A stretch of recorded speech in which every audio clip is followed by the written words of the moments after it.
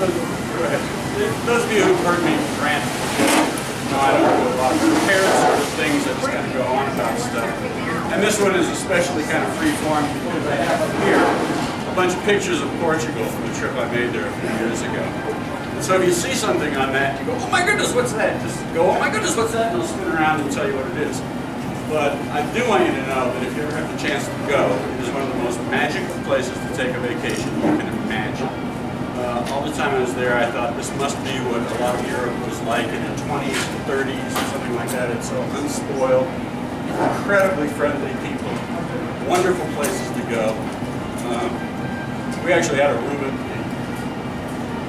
the Ritz-Carlton outside of Lisbon. One of those, in fact, their pictures will come up. One of the most beautiful places I ever saw. And when we first got there, I thought, man, we're just going to veg out for a week and just never leave. We never even used the place because the country was so incredible, and I rented a car to go up north to Porto, and go in the Douro Valley and do some wine guide stuff. And the country was so marvelous, every night we would get back to the hotel, crash, the next morning we'd just pick a place on the map and go and wander.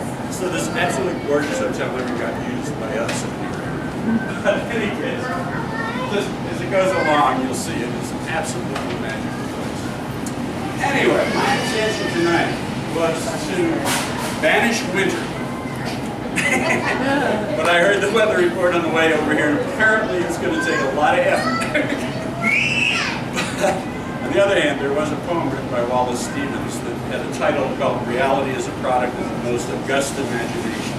So if we drink these cocktails tonight, the perfect springtime aperitifs, and you really put your mind to it, maybe we can banish that storm and it won't happen tomorrow. I don't really think that's true, but we'll try. So the subject is port. It is one of the subjects dearest to my heart. It's also a very complicated one, but I'm going to just really simplify a couple of things. There's a handout here that divides ports into the two real basic categories, wood ports and glass ports. And if you take port is a fortified wine. You can do whatever you want. Which means that they pick grapes and they stomp on them, and literally, and make the grape must, and they start to ferment it. Now normally if you're making a Cabernet or something, you let those yeasts, little yeasty bugs eat up the sugar in that grape must until you get a dry wine. It would be 12 to 15% alcohol. When you're making port, they stop that fermentation when it's about 7% alcohol by adding more alcohol. They add a distilled wine spirit they call aguardiente. And it's really just like an alcohol. They call it, sometimes people refer to it as brandy, although it has no relation to the kind of brandy you see in a bottle in a wine store, liquor store. But it's a distilled spirit made from wine must.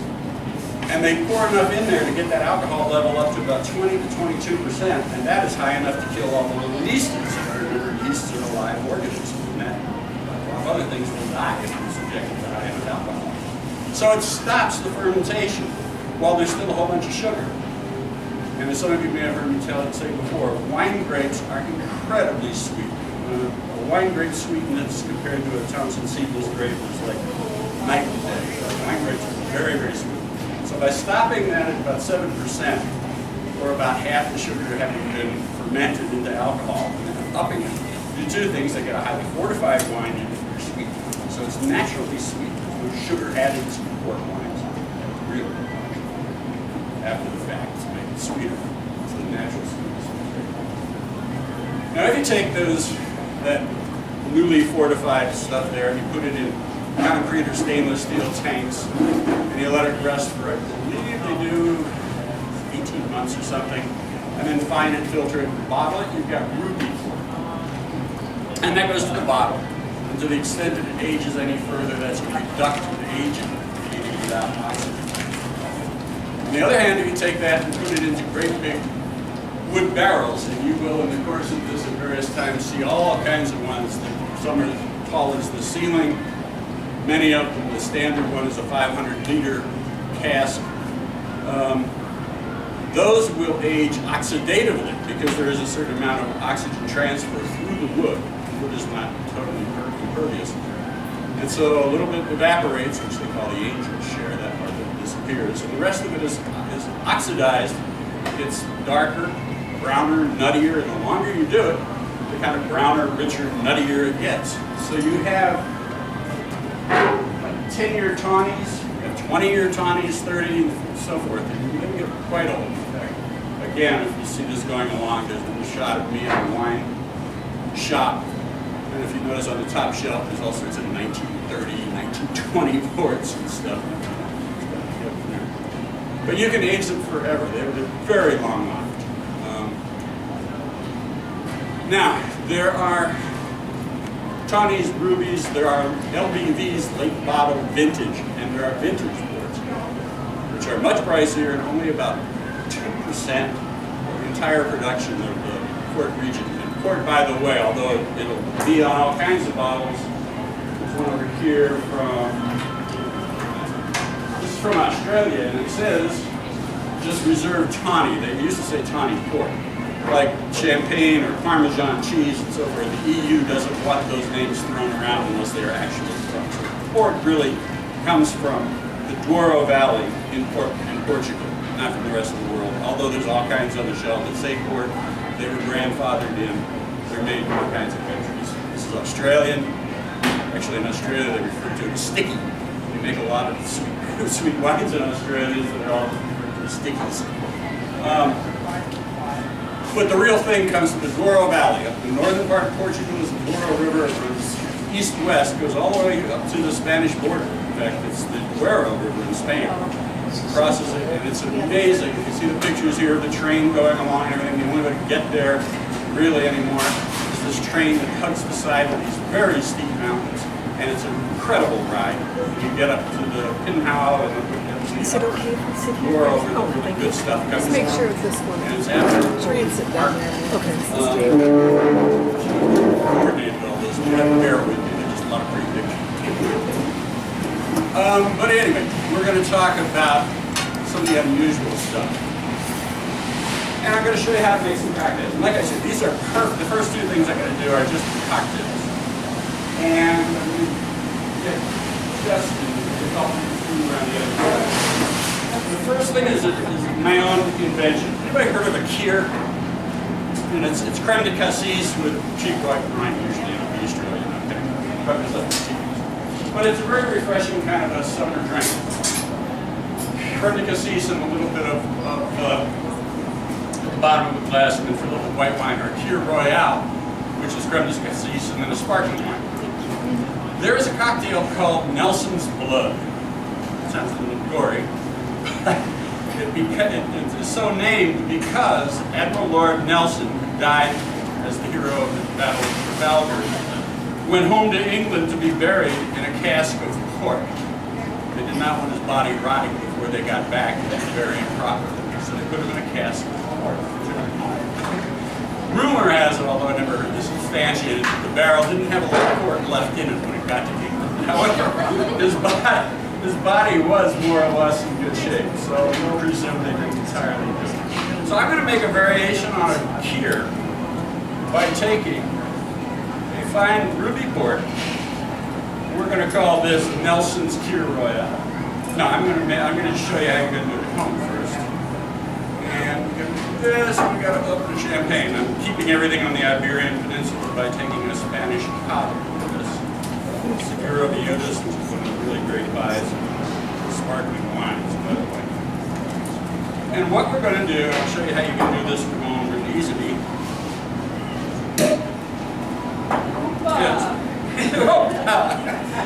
Well, just like you would with a kir and the creme de cassis, we're just going to put a splash of ruby port, and then you're going to fill it, or partially fill it with the cava. Garnish it with some nice fresh fruits, because ruby port has wonderful aromas of raspberries and blueberries and plums and cherries and so forth. So it's really gorgeous little Driscoll berries. We're going to put just the work. Put a drop in each of those. Well, I could talk about the other one. And look how pretty it is. And this is one of the nice things about this sort of thing. You get really gorgeous type stuff that you can do for a party. Yeah, just a drop. You got less than that. And you'll get to try this in a minute, but I just want to let you know how pretty you can make it how good this is going to be at banishing the winter. Okay. The other one I want you to know about is something that nobody drinks in this country at all, white port. However, the most, every meal I had when I was in Portugal started with what I'm going to show you.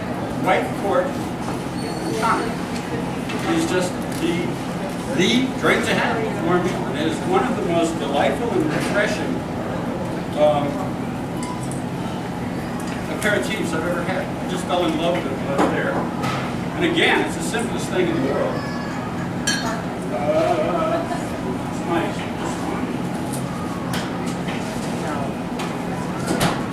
That's how you gotta make it home.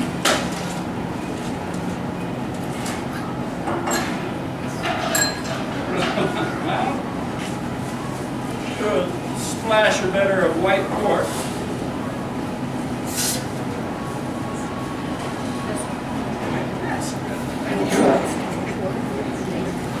Give it a squeeze of lime. Yeah.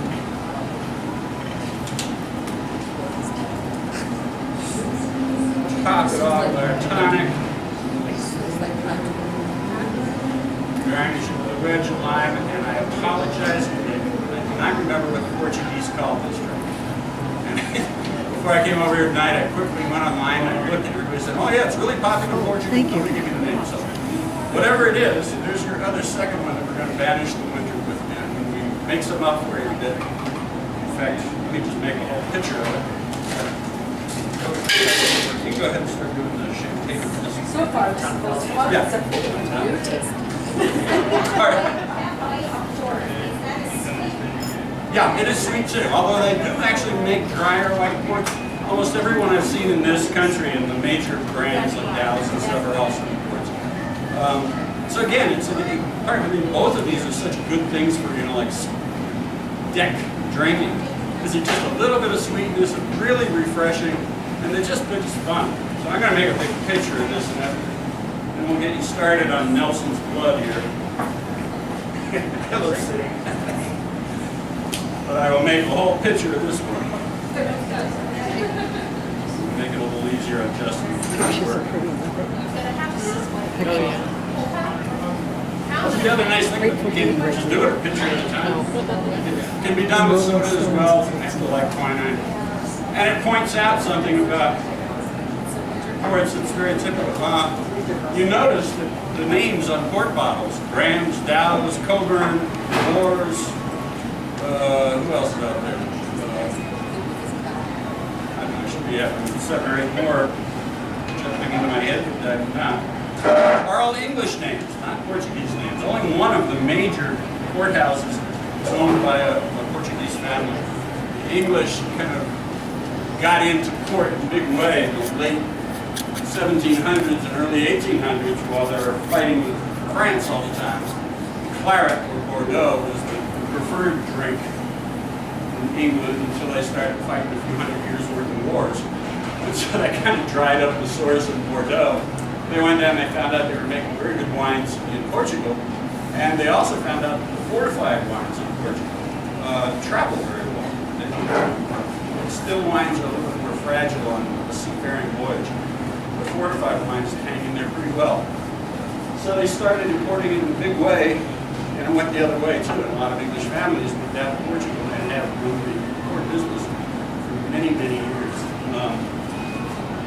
Where we are in the sequence, but there's pictures of me in this little house that is the summer home of the Symington family. I went to visit Dow's and we had lunch with the Symington boys, Nigel, Charles, and John.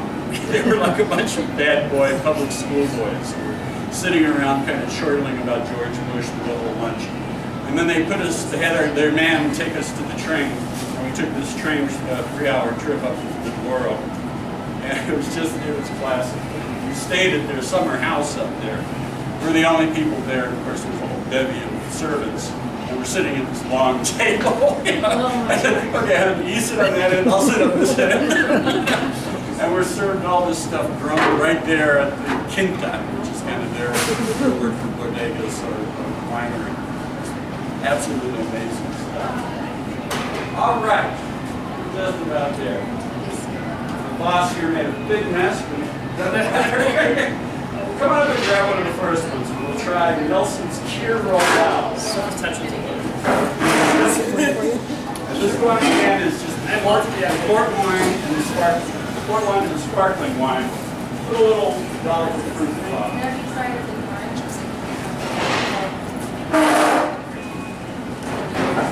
Oh yeah, you can use an orange thing as well. I just have to do lime here. Yeah, any session is going to do the same thing.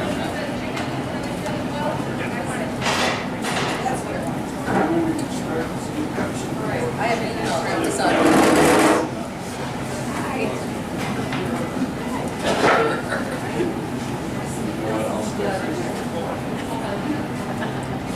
No, we're doing just the cocktails to start, and then we're going to finish.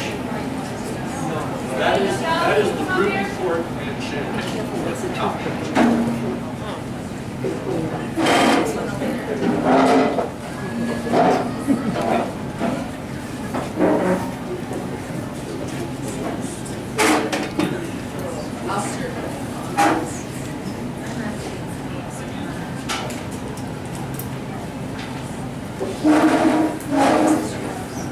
Having just invented this, I suppose I ought to try.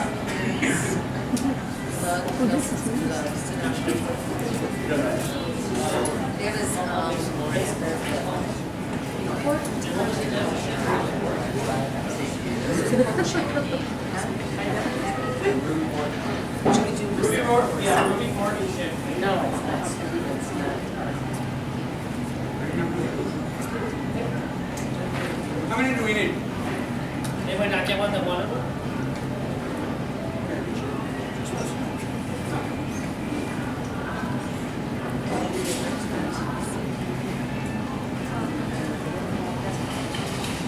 I don't have any to show you, and we don't sell any because they're very pricey, and storage things are an issue. I don't have any vintage ports or late bottle vintage ports to show you. I can talk to you about, but I don't show them to you. The storage issues are both vintage port and LBDs really should be stored on their side in temperature controlled conditions, cellar or temperature, which is about 5 to 6 degrees. You notice most of these Tawnies and everything have got a pullable type cork.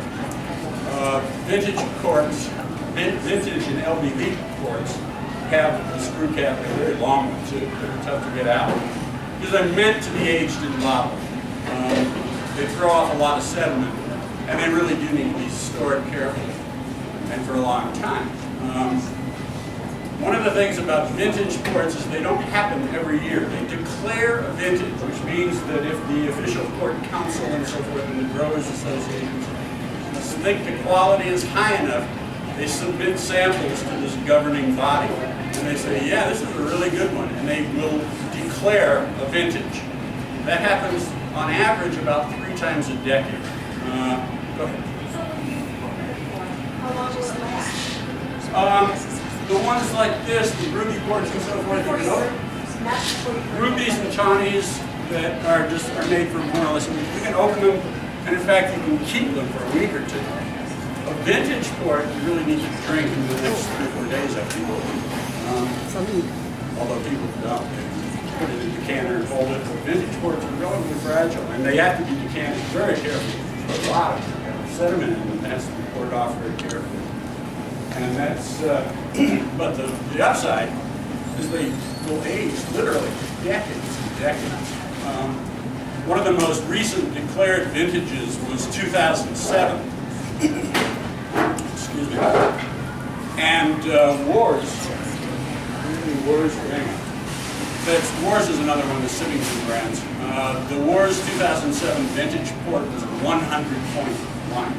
This wasn't long, it wasn't released that much longer after I came back, and I thought, I gotta have one more. Can't be that this thick. So I asked them if they could get me some, and the distributor said, sure.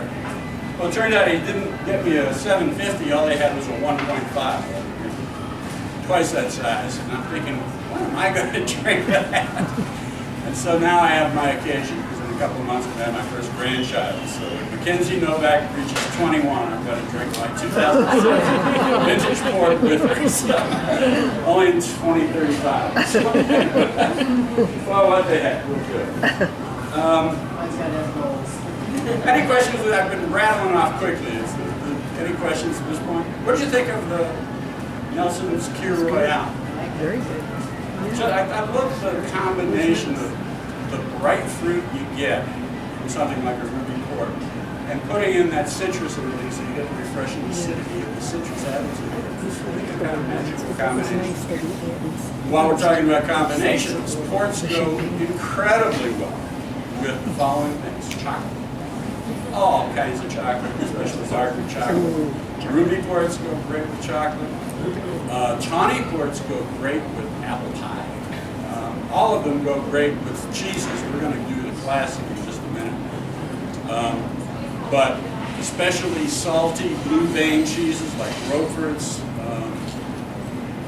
Maytag blue, Danish blue, any kind of blue cheese, Stilton, Gorgonzola, all of those things are terrific ports, any port, tawny ports particularly. And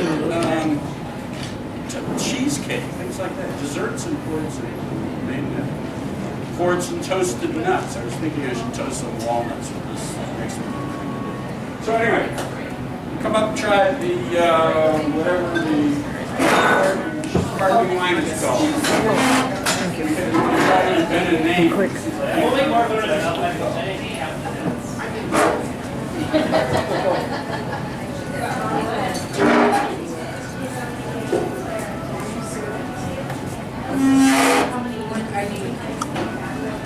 If they're restored properly, I think about what wine is 20 years old in my basement, is it worth anything? No, not probably, unless you've actually proved its provenance and how it's been stored. Thank you. People speculate in wines. Don't take them out of the original package. They just still are in the wood. They have documents to prove what temperature it was stayed at. So it's a fool's game to have ready for it. It's just different now. And if you want, Which one was it? this is going to the white port. Oh, you like me This one, ruby port. Why no? Or those kind of settings. Okay. What kind of joint is it? Yeah, go on then.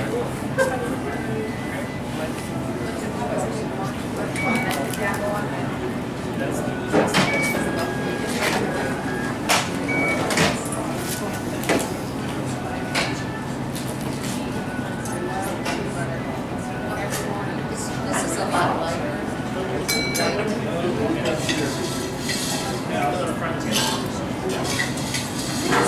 This is so This is very nice. Did you try it? Tried it yet? Yeah, it is sweet. It has by itself. It's sweet. It's like a coffee. With the short stomach. Yeah, and Creamy coffee. I've never seen it before. You should look at all of them.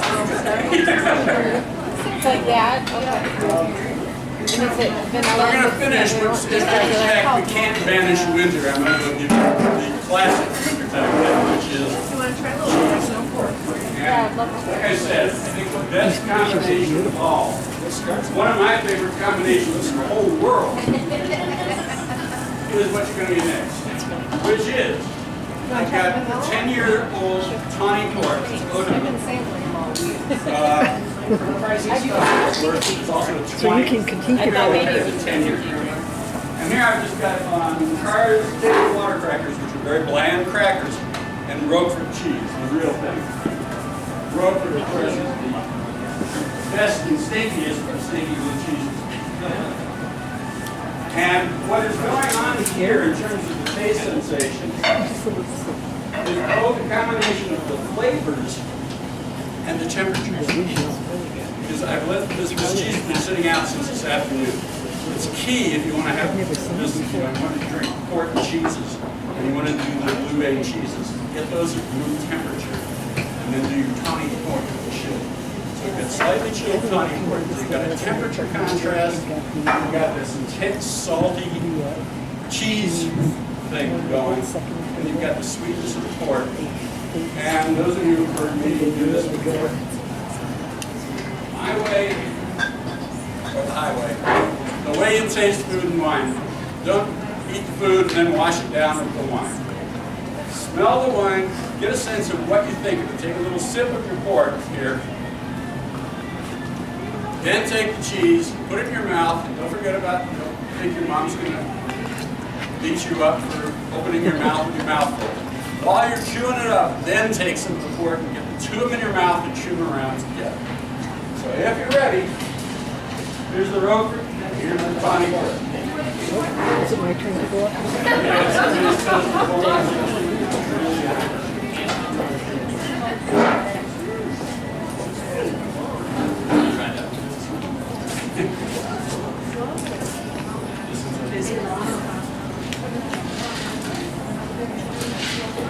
What do you think of that? I would do that all the time, actually.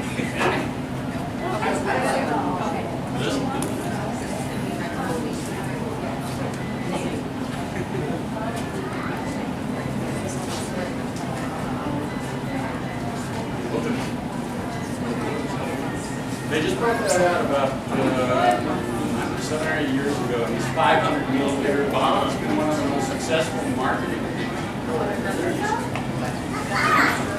There's a 20 year.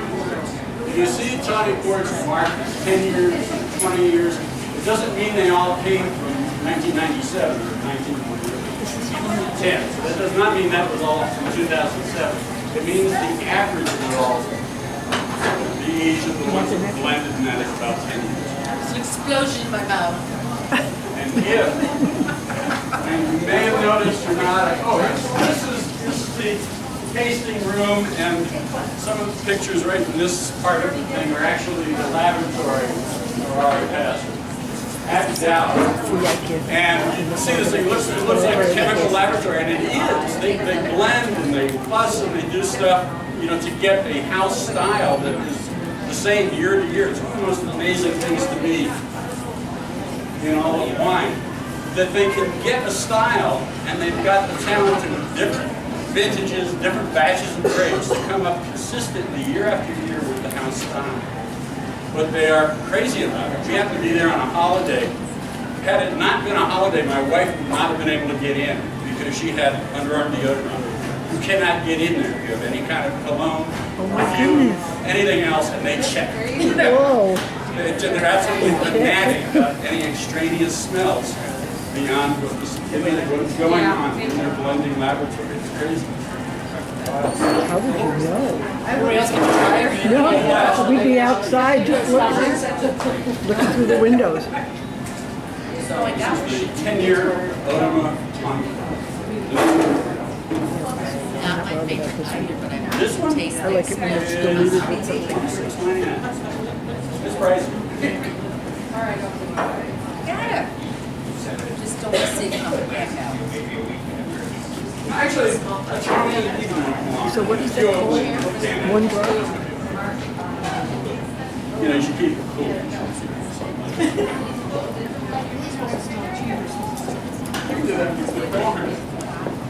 This, by the way, these hand-painted tiles are on the train station in Pinal, right up, and that's Quinta de Bonfim, where I'm staying.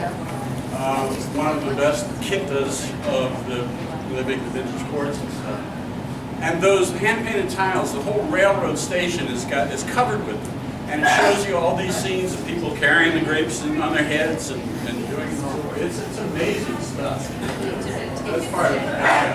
Where I got entirely lost. I had to flag down a cab driver at a gas station and beg him to show me how to get to Dallas. The streets are narrow. But you can see how steep the hills are as the grapes grow. And the terrace, very steeply, some of them are just practically up the side of a hill. And it's just an amazing thing to see how it's all done.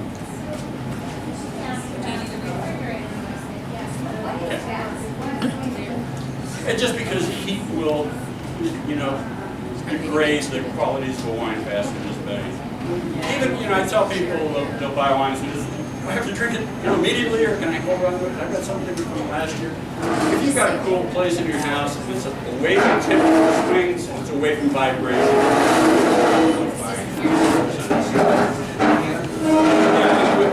Put it in a container, and you just kept it in a cool place on the counter as long as it's not in direct sunlight, big swing of temperature. You'll be okay. You can put it in the refrigerator, it's not going to hurt. This has been in the refrigerator all day. A little bit of chill on a Tony is very nice. I like them slightly chilled, especially if I'm doing the cheese. Like that's why I wanted to get the cheese out all day, so we can have room temperature cheese and cool Tony. Oh, well, thanks a lot. The temperature contrast is as much fun as the flavor contrast. We do have a whiteboard here. They sell it here, Rhody, live. Nah. I'm forcing them. That's right. Very few. I only do in a couple of stores, and I thought, okay, I'm going to do this thing, and I told Edmund, come on, get some whiteboard here. So I love this stuff, but it's a difficult sell. I brought it into a couple of the stores, and it doesn't move much, but it should. It's really fun. It's remarkably easy to play with. It's fun to cook with. Cook all kinds of things. The bright fruit flavor and the sweetness works in a lot of different things. Am I hearing Chicken animals? dishes, like, you know, Madeira chicken or something.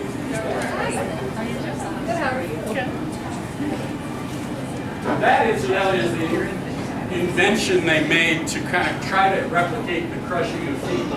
It's a very complicated thing. It's silicon feet, and it was invented by Graham.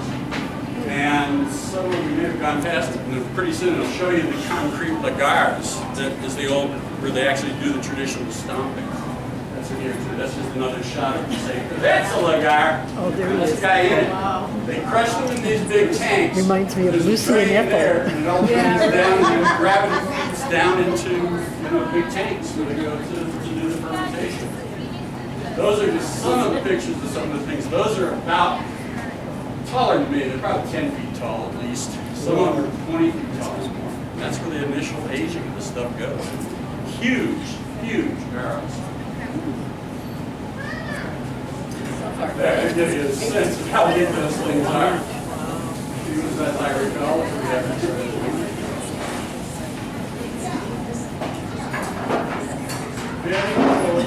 That's the mechanical crusher that they use for just kind of cheap stuff, just big blade or stomps and crushes. And one of the things I think I've told this before, at that tasting that they set up for me, where I walked in there about 45 different ports set up for me to try, and okay, I'll do it. They had 3 wines from the same vintage, the same vineyard, the exact same method. Everything was the same except one of them was made by the traditional foot stomp, one of them was made by that machine that has the silicon feet, and one was made by the mechanical crushing thing. They could not have been different. And the traditional foot stomping one was just so smooth and so delicious That's interesting. that I brought 2 bottles back under my arms as I came back. It's just because feet cannot crush the pips, the little seeds. And if you've ever bitten down on a grape seed, you know it's bitter. That's the tannin. Tannins come from the grape vines and the seeds, and the skins to a certain extent. Feet don't crush any of those things. They're really soft. It just pushes the juice out without getting any of that tannin. So the resulting wine is just amazingly different. It's a tannin crush. There's a college town, a university town. Medical school, I was going to try to talk to a daughter into going to medical school. I was going to visit a lot. But the little rocker went to Michigan instead. Are there any other questions? You want a guided tour of this one? There's really kind of cool stuff here.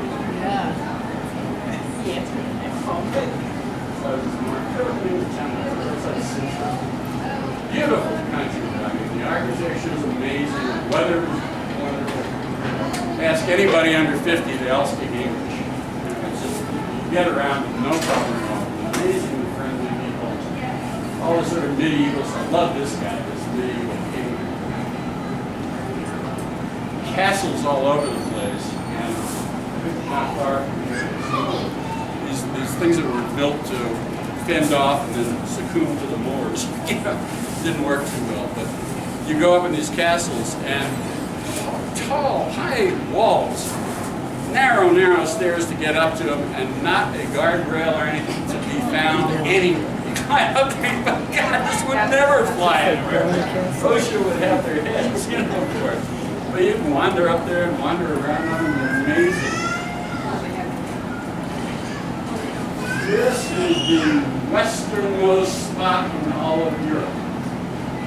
Portugal kind of this little thing that juts out. It's amazing how I used to live in California for 30 years.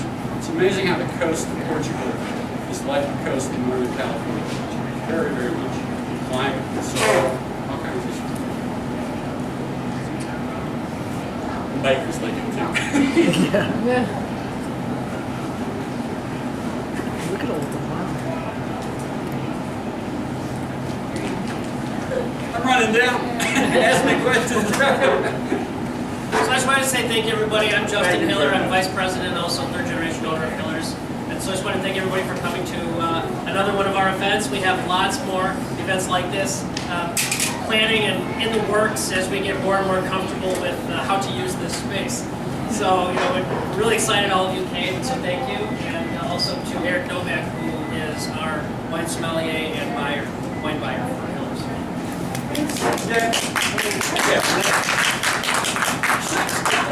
A bunch of my cards here. I mentioned we don't carry vintage ports or late bottle vintage ports.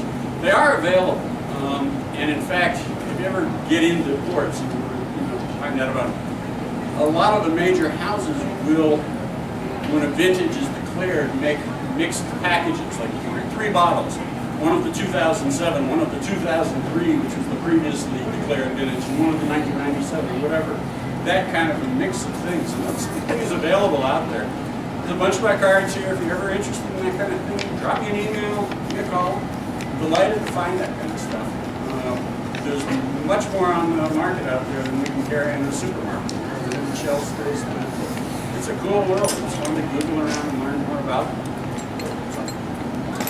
The invitation is to think really hard about these spring cocktails and get that snow delicious. And enjoy some points. They're fun. Yeah, thank you. Yeah, Oh, thank you. we do carry everything that I just poured for you. And they were great bargains. The Segura Viudas, the sparkling we had there, was only like $9. Terrific product. Did you do a recycle of that? Sure you can. Any combination you want.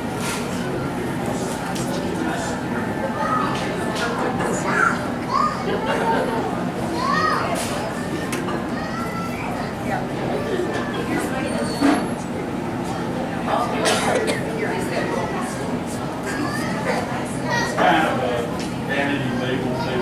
So, plastic rock, and they got various rock and roll things, Rolling Stones, Grateful Dead, so So I think it's just red line. yeah. Remember I tried one or two when they first came out. Okay. More about the next song. Let's move on. Did you miss the last one? Sure. Did you miss the last one? Jody, here's Oh. I want you to try it.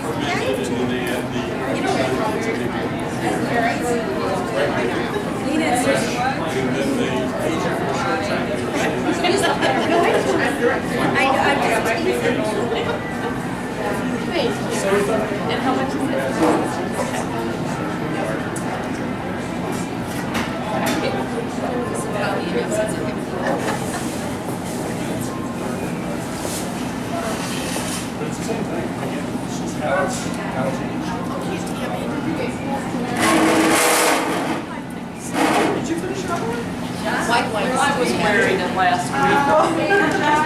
Five pieces. Chardonnay? No, I'll skip. No rush, we'll take it. Were you the one that always, you were gone, weren't you? I've been gone. I think my, You had one. So you tried that one? Get the vintage one. Yeah. They really say nice. There you go. Baker had kept John. So,